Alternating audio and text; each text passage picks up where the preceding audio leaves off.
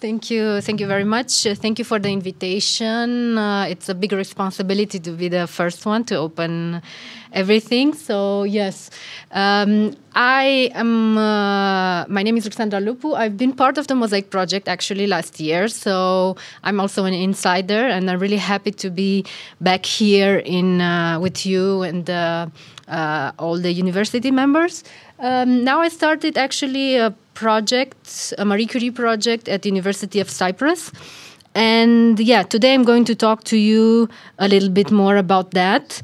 It started in November last year. It's all about textile craftsmanship and how we can change narratives of sustainability through new approaches and interdisciplinary methods. To go a little bit over the presentation. So as I said, I just started like 4 months ago, and it's more in process. The project it's being constructed. So I will present to you more the theoretical background and give you a very quick and small example of one of the case studies in my fieldwork, because I have around 16 or 17 textile artisans that I work with. So first a little bit, very few words about my background, because I think it's important. Then a little bit about the project, starting, like what it's all about, the key concepts that I'm using, because if we don't understand the key concepts and the subject, it's difficult to bridge between different disciplines. The problem and the solution that I'm trying to bring to how we look at fashion sustainability nowadays. Very brief, a few literature that I'm using so that you understand what is the background, what is the basis of the research, the framework, which is the central part, so what I'm using to construct my fieldwork approach, of course, the methods that and the tools that I'm using, and then, as I said at the end, a very quick example of how things are working. So I just started last week to do field work, so it's pretty new. I try to assemble now everything so that it makes sense, but just keep in mind that it's just a very brief insight into what the end output would look like. So first of all, about me, I have a background in printmaking. So I come from this craftsmanship world through the practice of printmaking. The contact with textile was more from this perspective of pattern printing. Then I had a series throughout my journey, let's say. I worked on a series of projects that I proposed myself. So beyond the MOSAIC project that I've been part of and being also postdoc in different universities around Europe, I also developed my love for craftsmanship, have manifested through different small innovative projects that I got funding for. For example, I created collections of interactive clothes for children. I work on trying to find new methods through which textile designers can cooperate with, for example, with customers so that they create more meaningful designs at the end. I worked also on this aspect of haptics, so tactility of textiles. That's my trajectory, and I think it's important to see how the background slowly leads you up to building the idea of a bigger project.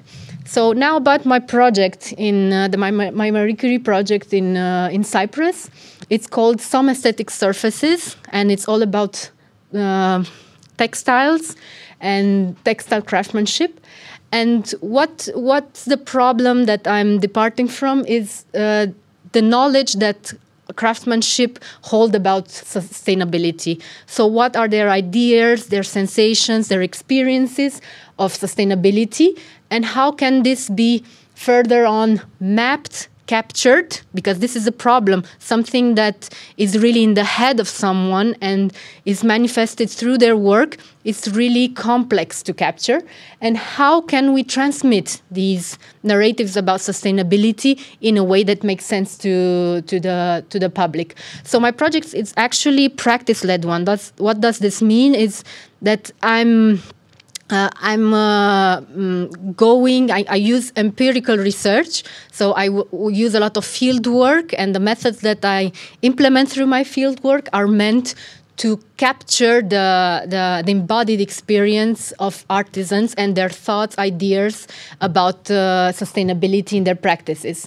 So as I said, it's really complex because trying to map the vision of someone, it's really complex. You have many aspects and many sides from which we can come. So the key concepts to understand the project are practically two, and they are closely linked. First, the one is sustainability. Of course, when we speak about sustainability, we can adopt different approaches. We can look at it from an ecological point of view.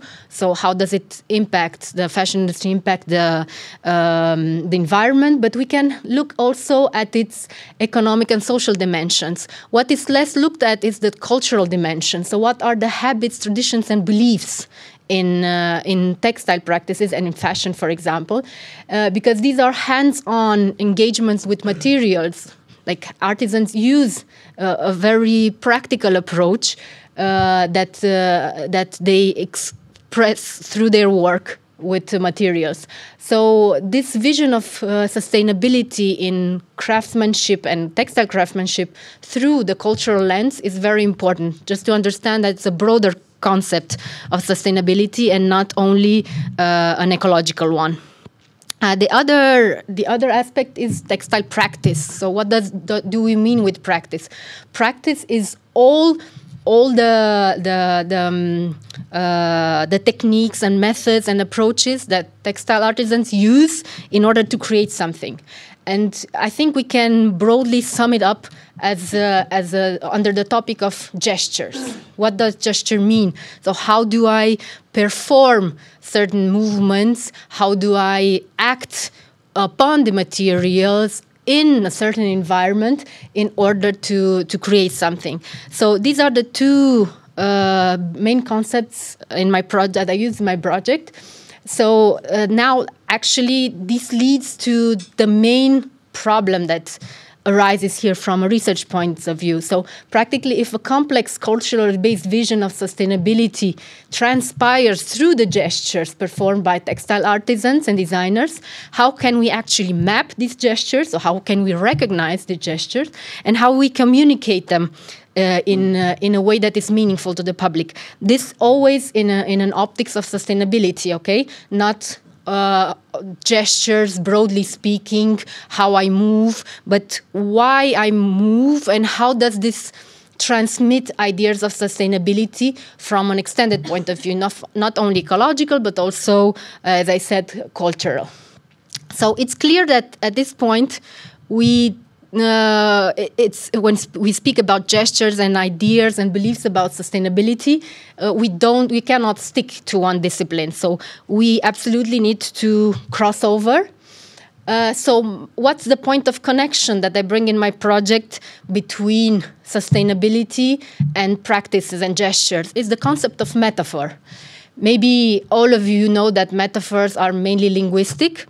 But it's not only linguistic that we can speak about metaphors. Metaphors are ways that we understand the world. When we use a metaphor, in our head, we have a certain vision of the world. And this idea that metaphor goes beyond the verbal is very interesting for the idea of gestures in craftsmanship, because what if not only speaking about sustainability, but also looking at how artisans perform movements to map sustainability through this metaphoric kind of gesture becomes interesting. So on the right-hand side, I put you a very brief excerpt of a poem, and it's by poet Cecilia Vicuña. And it's interesting because it shows us that practically we understand the world in metaphors. And this poem, it's all about textile and how textile metaphors are deeply ingrained in the way in which we see the world.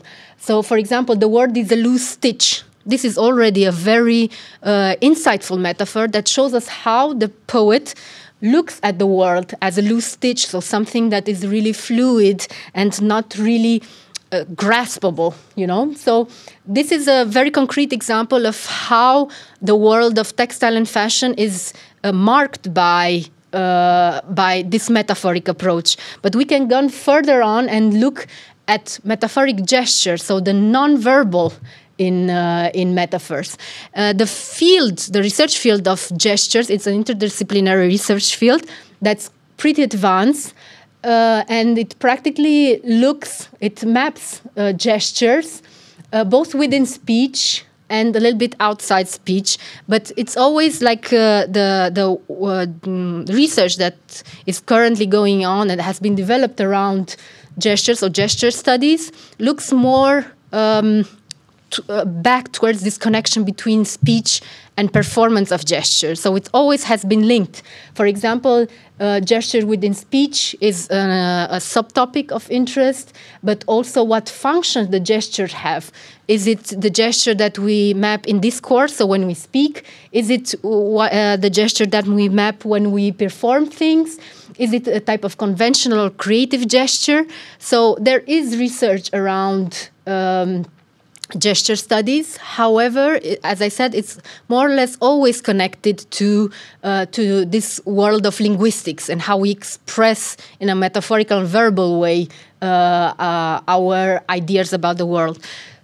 So yeah, what is my hypothesis then? My hypothesis is practically that this sort of metaphoric gestures can provide a very interesting point of entry into developing new ways of looking at sustainability knowledge held by artisans, and how we could communicate that further in a meaningful way. So metaphors, but metaphors applied to the performative aspects of gestures is important for the project. And yeah, of course, I use a broad literature that covers different areas. Of course, the metaphor area, like the conceptual metaphor theory, and its link to creativity has been deeply researched. And I put there a few of the main authors.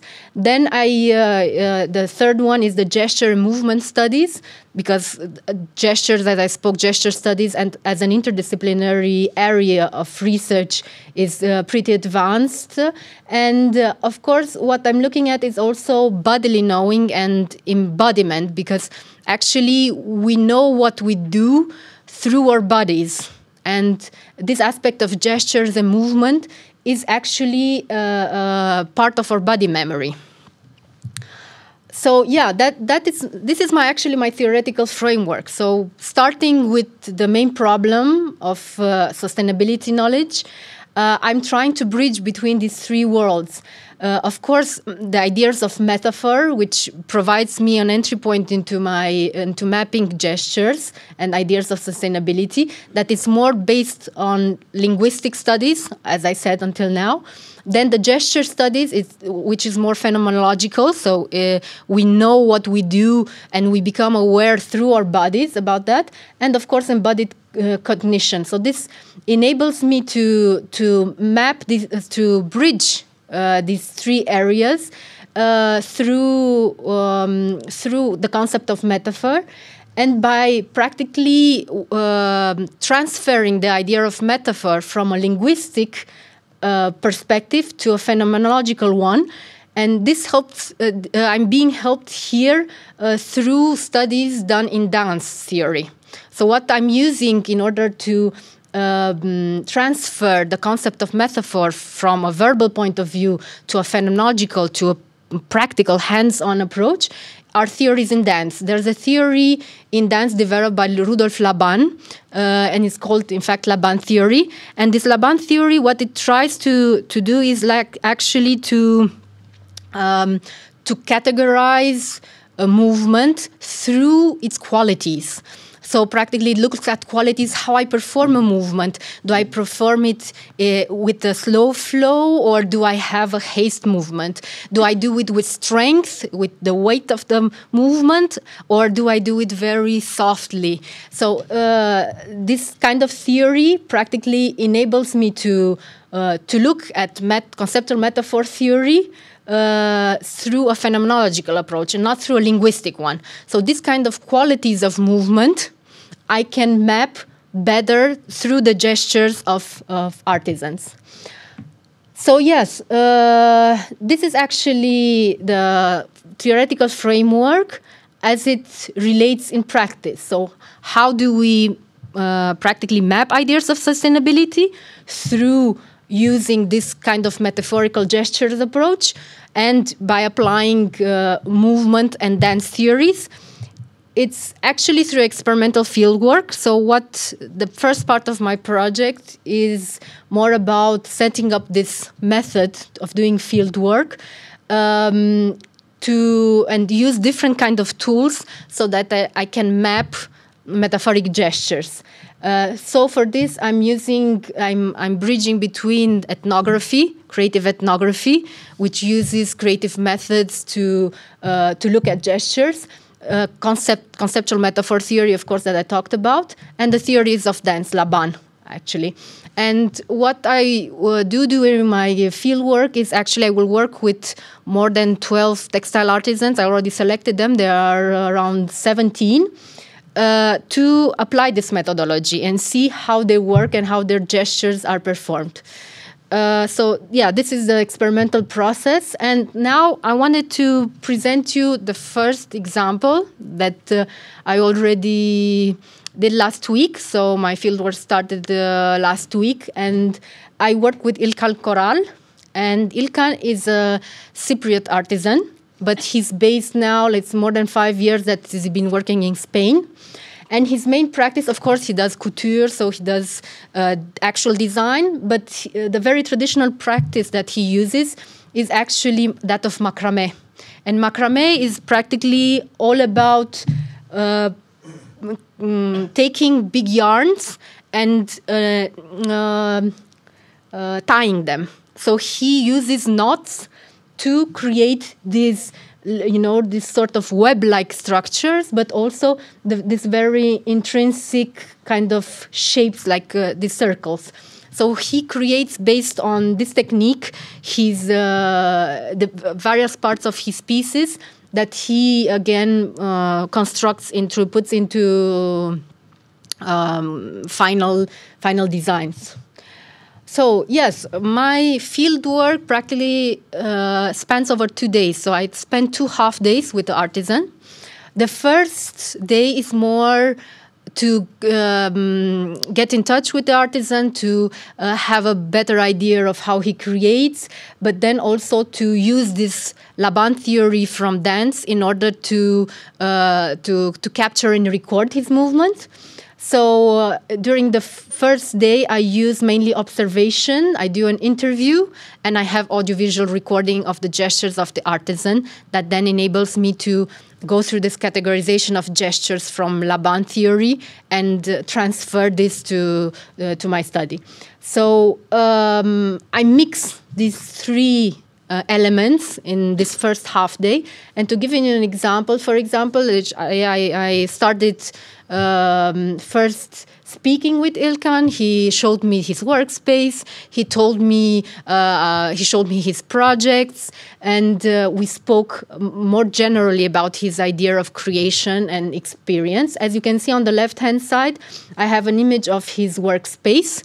And through the dialogue with him and through my observations of the space, I could come up, for example, with 2 types of metaphors that are more linguistic at this level. So I go into the field in a more linguistic, traditional way by looking at metaphors. So, for example, his workspace are sort of lungs, because he has a workspace that somehow expands and becomes smaller based on what he needs, on the projects he needs. If he has a small project, it's only the table that he uses and a little bit of space. If he needs a big space, he comes out of the room and extends his project in other rooms.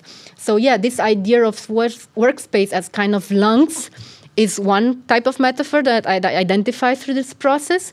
And then the second one is he uses his sketchbook not only as a sort of work tool, but also as a diary of his personal thoughts and ideas. So when you see his sketchbook, it's not only drawings, it's also text about his ideas of how he wants to create, about his feelings and so on. So for this metaphor of the sketchbook as a diary and as a closing circle is the second metaphor that identified. Then through the interview, I have a specific set of questions for artisan that is more or less like standard. So I use the same structure, of course, with few questions that I go more in depth based on how discussion continues. And through the interview, the main, of course, I will have to, as I told you, it's only the beginning. So I didn't go in depth to analyze to code the interview, but what I can generally say is that from the questions about sustainability, for Ilkan, for example, sustainability is not only a matter of materials, of natural fibers, of recycling and so on, but also a gesture of primordial creation. So for him, that's the root of everything, creating something, like the universe was created. It's for him, it's where everything starts. And of course, after the interview, I did also record Ilkan gestures. You can see on the right-hand side how he works on his piece. And what I did was this audiovisual recording that enables me to categorize the qualities of gesture. So for example, to give you just an example, this is also not analyzed yet, but only to have an example so that you know what I'm speaking about. For example, one of the quality of the gesture that I'm looking at is the weight. And I noticed through the recording that Ilkan uses a very strong and firm movements of the hands. It's not loose and something very fine, but it's really decided and it's very firm the way in which he moves. And then I also look at the type of flow, so how his body is connected, through how his hand is connected through his arm and through the entire body. And I saw also in the recordings that for Ilkan, the movement is free when he works. So even if it's firm and decided, it's not blocked into, like the hand has a continuation between the body. He also moves around the piece, so he goes back and goes forward based on the threads. So he follows a lot the threads. So at the end, we can look mainly at Ilkan's practice as a sort of dance of creation. So it's more a dance, a communication with the material that he showcases. And the second day, it's a little bit more creative from this perspective, because during the first day, it's let's say the raw structure of my of the data that I need to collect. The second day is more connected to how we transmit these ideas of sustainability further. So here I use a mix of creative exercises and the generation of audiovisual imagery, but through other methods. So for example, I use small micro cameras. So based on the observations that I do the first day, I used very small cameras that I touch on different parts of the body of the artisan based on what I observe, on type of movements that he has. And these cameras record the perspective from this position. For example, for Ilkan, I put the camera on his hands. It's not those two images. It's other audiovisual material that I couldn't export because it's quite big as a video file. And I put the camera on his hand, and this offers a completely different perspective of what you can see. For example, here on the right-hand side, I did also some recordings while I was around him. And you can see this perspective is quite different because it goes close up and it looks at how he creates from a top-down perspective. So I was trying to go through a recording of the flow of sensations, so try in an immersive way to look at gesture. And the other technique that I used is practically a technique that is like from photography. It's like, it's a technique that it's a long exposure. So when you have when you take a photo and the objective remains a long time open, it manages to capture the range of movement. And you can see, you cannot see his right hand. you can see more of a trace of his right hand. So yeah, this is another way of expressing gestures through audiovisual means. Yeah, in an immersive way. So this kind of data capturing helps me rather to communicate. So the first day I map gesture. The second day I'm using creative methods in a way that enables me then to also communicate the gestures. Of course, this is raw material, raw data that I'm presenting you. So the final output is actually not this. What I plan to do at the end is also an exhibition of where I will take one work from each participating artisan, and I will exhibit all these works, but in a way that somehow communicates better these ideas of sustainability of the artisan.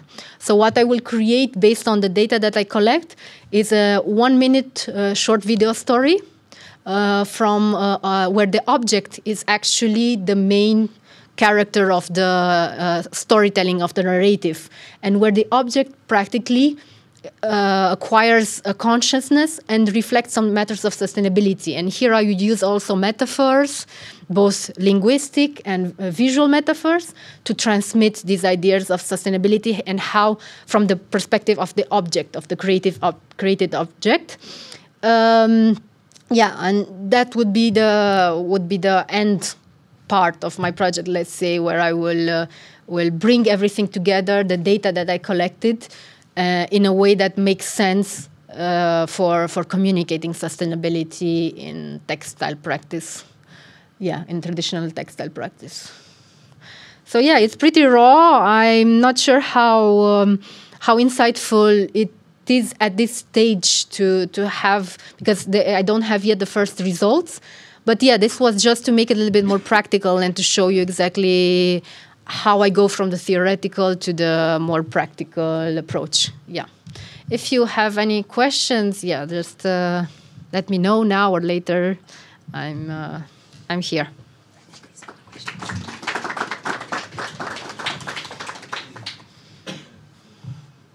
Yes, good. That was very interesting. It's a very interesting point of view of seeing craftsmanship through dance. So I was thinking during your talk, do you think each craft technique, for example, the macrame, has a specific dance to it? Or does the dance affect how the, different dances give out different properties for the object in the end? Yeah, that's a good question. Yeah, thank you. I don't have yet data. I have only two. I have macrame, and the second artisan that I was at, she works with costumes, like theater costumes, but very dream-like, oniric kind of costumes, like sort of Lady Gaga style, that type. So it's completely different kind of practice. But yeah, I think tendentially, after these two cases, I will have much more to look at, to see exactly. But I think there are things that are common and things that, of course, make the practice, gives its own identity to the practice. So let's say, in a metaphorical way, the dance is pretty different from one practice to the other. But I think there is something that connects them. I don't know yet to tell you what, because I'm too early, I think, in the project. But I think there are things that connects these practices and these visions. I think it has a lot to do with the sensitivity of artisan, the practice of the artisans, and the fact that, generally speaking, they deeply feel what they're doing. So I think I have the sensation that it's very much connected to the way they live their practice. And that comes out through the gestures in a way that connects them, but also separates them, because each practice is, of course, different. But I hope to find out more about it through the projects. Yeah. Thank you. Thank you. Well, I had a question, if I may. I didn't know you were working so much on movements also. I had the part about sustainability, but not really about movements. So how do you link them? What links do you make between the movement and the sustainability in cloth making, if any, I guess? Yeah, so practically, as I said, the vision of sustainability that I take is broader. It's not only the ecological one. It's the beliefs and like what artisans think and how they feel about it. So to measure that, how they think and feel, it's really difficult. But what actually movement does, it actually transfers from our inside what we feel a little bit on the outside. So the way we perform a gesture and the quality that it has can tell us more about what we believe and how we believe it. If the movement is quick, if the movement is slow, if the movement has specific kind of qualities, it's a reflection, actually. The movement is a reflection of our inside and our beliefs. And I think this is the complex part in the project. This is what I'm struggling and trying to bring out. But through this theory of dance movement, of Laban that I'm using, they provide these sort of categories and qualities of movement that help me a lot to see and compare one artisan with the other and see, for example, what kind of, if they have similar approaches, similar movements or not. And this can maybe indicate more about if there are some patterns, like the people, the artisans who have a vision of sustainability that is more towards raw materials, if they have similar type of movements. If there are artisans who have a vision of sustainability that's more cultural, let's say, or not so much related to material, but how you do it, how you perform it, maybe they have other types of movements that appear more frequently among that. So yeah, that's the idea. Thank you. Thank you. Does anyone else have a question? Yeah.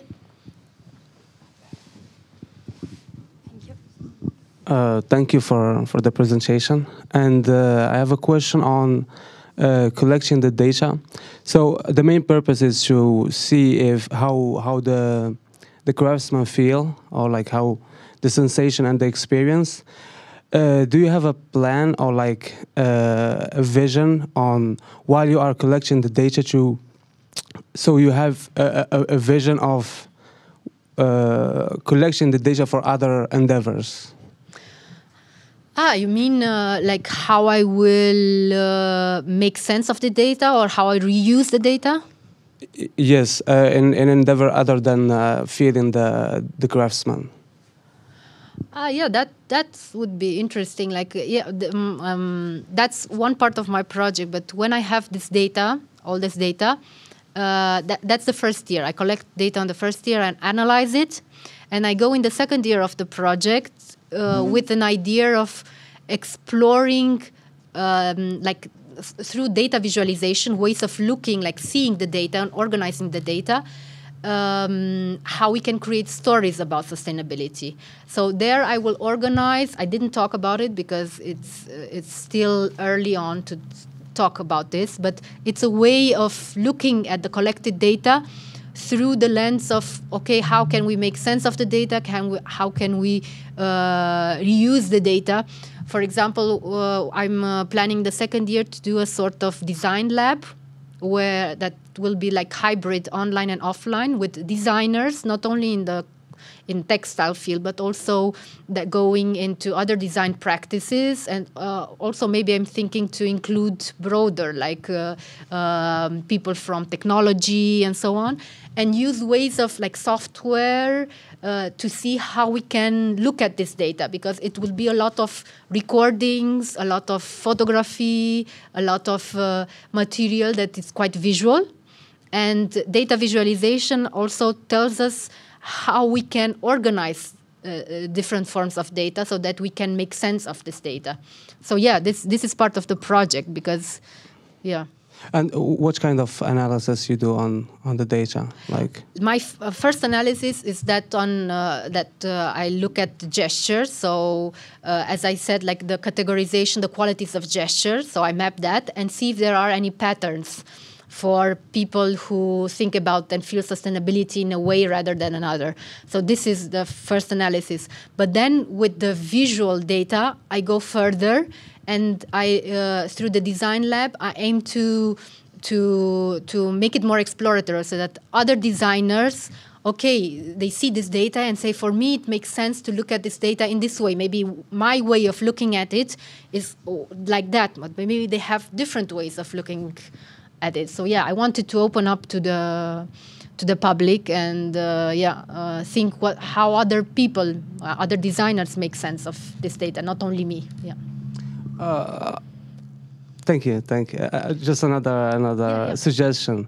I guess would be a third party is some AI or machine learning expert to look at the data, because they are the experts on any amount of data which is big.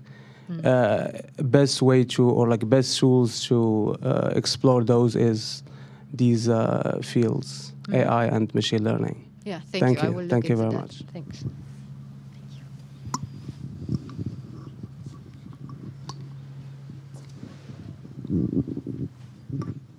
Thank you, Ruxandra. It was a fascinating research. I really like it. I have a question. Would you go to a class of dance, a dance class, to see if you can have some comparison between the work of the artists and what's going on and happening in a dance class? Yeah, I was thinking about that actually, I'm not sure about it, because I'm working with my second supervisor. She's expert in metaphor theory, and she's also expert in Laban, because she has this perspective about dance. I think it would be interesting for me to have a deeper insight, but I don't know how relevant it will be, because I know that in Laban, in terms of dance, you need to have a long practice. So she has it, I don't have it, in order to become really, to have a big insight and to see. Of course, it would be interesting as a first approach. I'm not sure how it would be helpful for me, because like for example, training in Laban is quite extensive, and my supervisor, she did it quite for some years. She also teaches it, so I'm not sure. I think I will rely very much on her experience also of that. And do you think that in your results you may find some connections between local dances of the artists and his work, or not?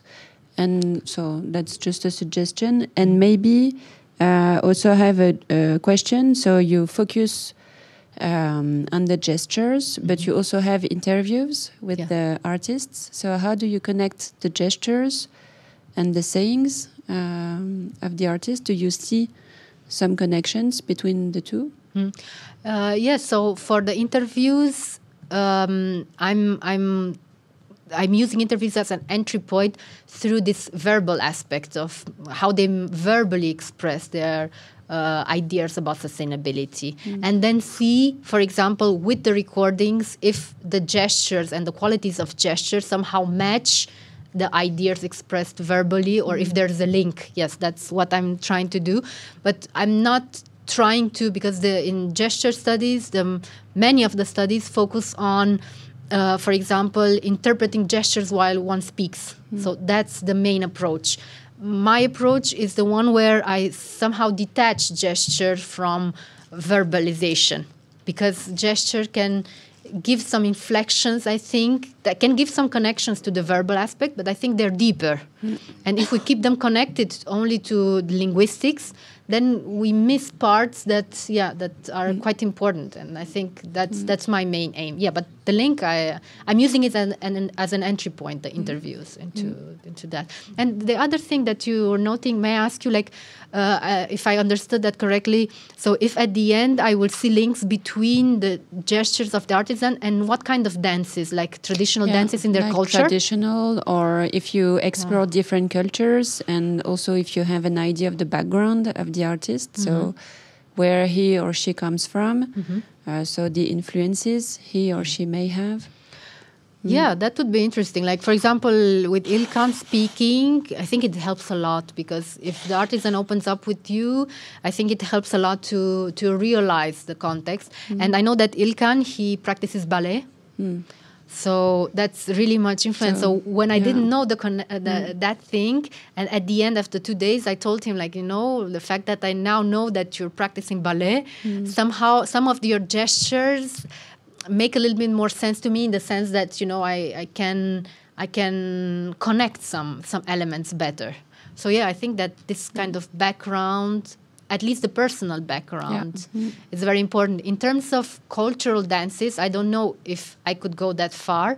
But what I was thinking at the beginning, but in this project, I think it was too broad the scope, is to look at folk songs.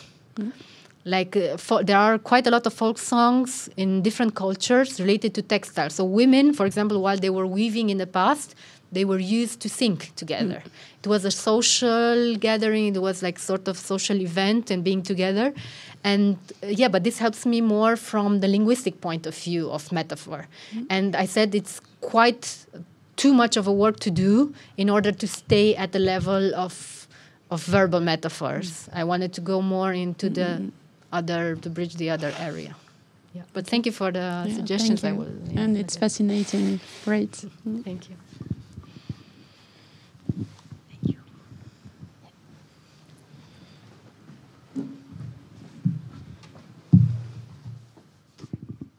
Thank you, Ruxandra, for your amazing presentation. My question maybe would be the following. How do you choose the craftsman? Is there a strategy behind? What do you prioritize? How come you chose this person? Well, what's the strategy behind? Yes, so practically the strategy, I organized an open call. So the strategy was to first have artisans who have an interest in opening up their practice in a more exploratory way. So the first condition was that, of course, of having interest in the project and having an interest in sort of gesture mapping and so on. I received over 50 applications, which was a little bit too much. So I took a little bit longer to select. But yeah, the criteria mainly, the first was 0 criteria. I said number 0 that I had was this one of interest, because they had to have a big interest in the project.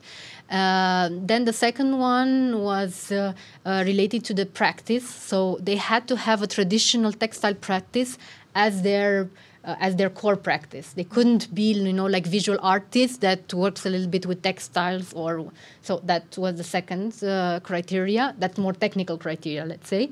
The third criteria was to have a diversity of practices, but also not to have single practices. Like, for example, I have Ilkan with macrame, but I have another artisan with macrame. So I'm trying to have sort of bit of groups also of textile practices, not to have only one case that I cannot compare against the other. So that was the third one. And what differentiated, I think, the last point that made a little bit more of final difference, because there were many to select from, was more the uniqueness, and that was a little bit more subjective, like in terms of how I perceived their practice. What I try to do is also to make some small interviews with them if I was not sure of either their not interviews, but conversations, online conversations, to see exactly what is their motivation, why they want to participate, how is their practice going on. Because from a very small application form, you actually cannot realize a lot about the artisan's work. You can do. I prepared it they had to provide me a small text with their motivation and description of practice, as well as links to their LinkedIn or Instagram or their website, where I could see practically their work. So yeah, that was the process. Thank you. Just the very last question. But because you said it's subjective, because you said you had 50 applications, were there practices that amazed you, that were especially interesting for you and extraordinary, that you can point out maybe? Yeah. I think each and every one that I selected it because they had something really special and unique. So, for example, Ilkan, it's like the sort of sensitivity and the kind of design he created that impact me at first sight. But then getting to know him now through the time we spent together collecting data, I think it's really fascinating to have also the background and really have the tangible aspect of sensitivities to actually realize where it comes from.